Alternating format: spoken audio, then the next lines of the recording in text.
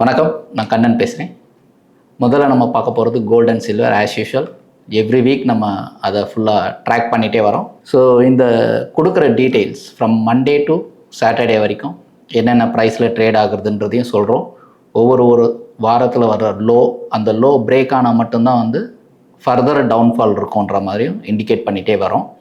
So அது வரை நம்ம இப்போ பார்க்கும்போது கோல்ட் அண்ட் சில்வர், முதல்ல நம்ம கோல்ட் அண்ட் சில்வரில் ஒரு புது விஷயம் என்ன நடந்துட்டுருக்குன்னு பார்க்கும்போது ஜனவரி மந்த்து அப்படி பார்க்கும்போது கோல்டு ETF ஃபண்டு இருக்குது இல்லைங்களா, அது 240.4 crore உங்களுக்கு ஏஎம் வந்திருக்கு.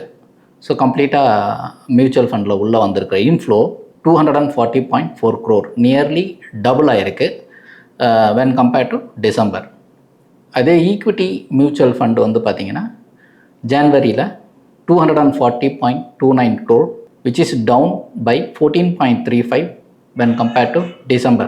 So month on month compare பண்ணும்போது கோல்டு இன்ஃப்ளோ இன்க்ரீஸ் ஆகிருக்கு, டபுளே ஆகிருக்கு.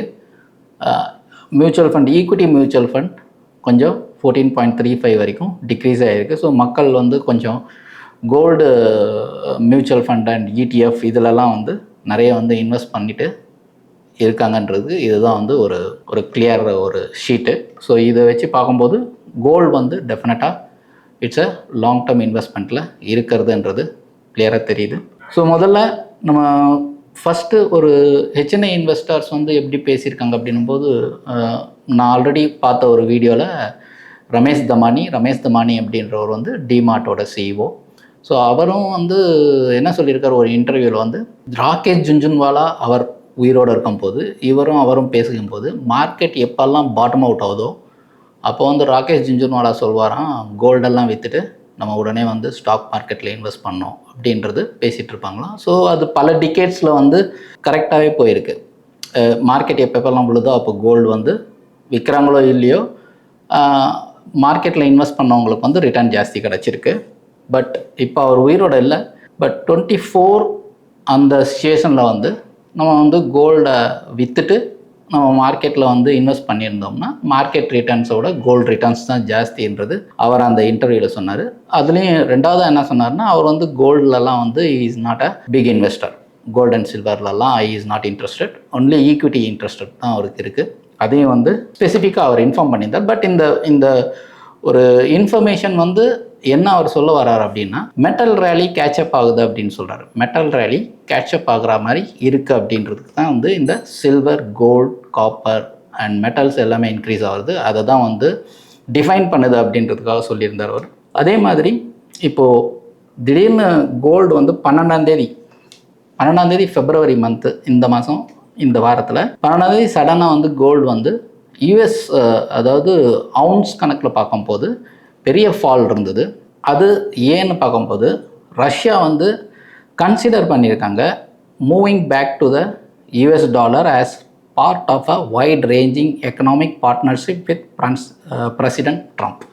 இது இன்ஃபர்மேஷன் இது ப்ளூம்பெர்கில் ஒரு ஃப்ளாஷ் பண்ணியிருக்காங்க. அதாவது ரஷ்யா கன்சிடரிங்னு தான் சொல்லியிருக்காங்களே தவிர கிளியராக அவங்க மெசேஜ் கொடுக்கல. பட் அந்த ஒரு கன்சிடரிங்னு சொன்னதாலே மார்க்கெட்டில் கோல்டெல்லாம் பெரிய செல் ஆஃப் இருந்தது. சில்வரில் நீங்கள் சொல்லவே வேண்டாம், அது ஆல்ரெடி செல் ஆஃபில் இருக்குன்றதால. ஸோ இது நம்ம இந்தியன் மார்க்கெட்டில் கோல்டு கம்பேர் பண்ணும்போது பெருசாக அந்த ரியாக்ஷனே இல்லை. அப்படின்னும் போது இந்தியாவில் ரொம்ப பவர்ஃபுல்லாக தான் இருக்குது கோல்டு ப்ரைஸஸ் அப்படின்றது நல்லாவே தெரியுது. ஸோ இதுவும் ஒரு இன்ஃபர்மேஷனுக்காக தான் கொடுத்துருக்கோம். ஸோ முதல்ல நம்ம எப்பவும் பார்க்குற மாதிரி கோல்டு MCX பார்த்துருவோம். On February 2 MCX gold lowest price நம்ம லாஸ்ட் வீக் இன்ஃபார்ம் பண்ணியிருந்தது 1,33,387. அந்த லோ பிரேக் பண்ணால் மட்டும்தான் ஃபர்தர் லோ கோல்டில் வரும் அப்படின்னு சொல்லியிருந்தோம், MCXயில் பிரேக் ஆனதான்னு. ஸோ இந்த வாரத்துக்கு உண்டான லோ இந்த வாரத்துக்கு உண்டான லோ 1,49,938. நான் சொல்கிறது இது 24 கேரட் MCX கோல்டு நம்போதே நம்ம புரிஞ்சுக்கணும். 24 கேரட் 22 கேரட்டுக்கு அப்புறம் வருவோம். ஸோ இந்த வீக்குக்கு உண்டான ஹை 1,60,250 ஹை அடிச்சிருக்கு. லோ 1,49,938. அந்த 1,49,938 தான் February 12ஆம் தேதி இந்த ரஷ்யாவோட இன்ஃபர்மேஷனுக்காக வந்த லோ. ஸோ எஸ்டர்டே க்ளோஸ் ஆகிருக்கிறது பார்த்திங்கன்னா, நேற்று க்ளோஸ் ஆனது 1,55,895. ஸோ இதிலேருந்து இந்த வாரத்தில் MCX நம்ம எப்படி எடுத்துக்கணும் அப்படின்னு பார்க்கும்போது, immediate support 1,49,938. Worst support is 1,33,687. அப்படி இல்லை இந்த 1,49,938 வரல, மார்க்கெட் அகைன் 1,60,250 ஹையை வந்து திரும்பவும் தாண்டி மேலே போகுதுன்னா கோல்டு கொஞ்சம் கொஞ்சமாக மேலே போக போகுதுன்றது நம்ம புரிஞ்சுக்கிட்டோம்னா it is very easy to accumulate. நம்ம அக்குமுலேட் பண்ணுறதுக்கு ஈஸியாக இருக்கும். ஸோ 22 கேரட் பார்க்கும்போது 2ஆம் தேதி February இந்த ரஷ்யாவோட இன்ஃபர்மேஷனுக்கு வந்த லோ வந்து 13,950. அது இந்த ரஷ்யாவோட இன்ஃபர்மேஷன் 12ஆம் தேதி வந்திருக்கு.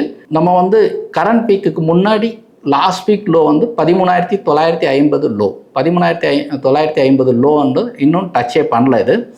ஸோ நம்ம இந்த வாரத்துக்கு உண்டானது வந்து பார்க்கும்போது 6ஆம் தேதி 14,250, 7ஆம் தேதி இப்போ நம்ம பேசுகிறது gold 22 carat per gram 2nd February அன்னைக்கு 13,950 லோ அடிச்சிருக்கு.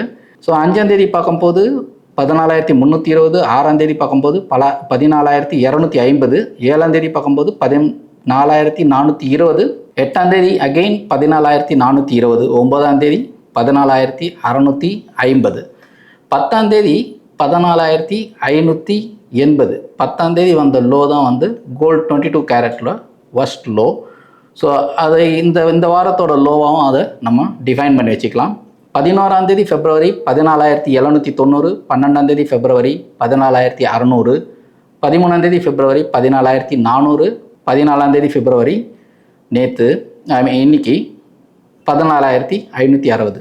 ஸோ இது என்ன நமக்கு இப்போது டிஃபைன் பண்ணுதுன்னா, இப்போ வரும் வாரத்தில் கம்மிங் நெக்ஸ்ட் வீக்கில் 14,580 உடஞ்சால் மட்டும்தான் வந்து ஃபர்தர் டவுன் சைடு இருக்கும். ஏன்னா 13,950 வந்து டவுன்லேருந்து கொஞ்சம் ரிவர்ஸ் ஆகி மார்க்கெட் இப்போ க்ளோஸ் ஆகிருக்கிறது 14,560 ரேஞ்சில் க்ளோஸ் ஆகிருக்கு.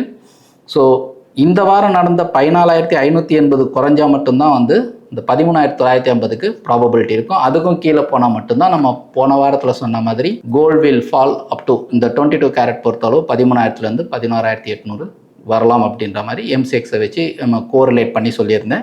ஸோ இதுக்கு பேஸ் பாயிண்ட் 14,580 முதல்ல பிரேக் ஆனால் மட்டும்தான் 13,950, 13,950 பிரேக் ஆனால் தான் ஃபர்தர் லோலாம் வரலாம் அப்படின்ற மாதிரி நம்ம கிளியராக ஒரு ஐடியா வச்சுக்கலாம். அண்ட் சில்வர் அகெயின் நம்ம பார்க்கும்போது 29 ஜனவரி ஹை 425 ரூபா வந்து ஹை போயிருக்கு. 3ஆம் தேதி February அகெயின் 280 ரூபா வந்து லோ வந்திருக்கு போன வாரத்தில் கம்பேர் பண்ணும்போது.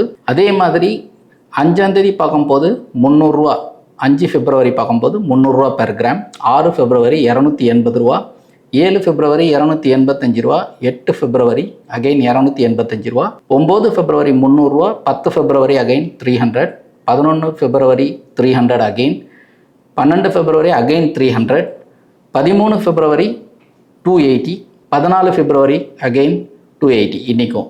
ஸோ இந்த 280 வந்து இது ஸ்டிஃபாக பிடிச்சிட்ருக்கு. ஸோ அதுக்கு தான் சொன்னேன், அந்த ரஷ்யாவோட இன்ஃபர்மேஷன் வந்து நம்மளோட இந்தியாவில் வந்து கோல்டு அண்ட் சில்வர் மார்க்கெட்டில் பெருசாக இம்பேக்ட் ஆகலை.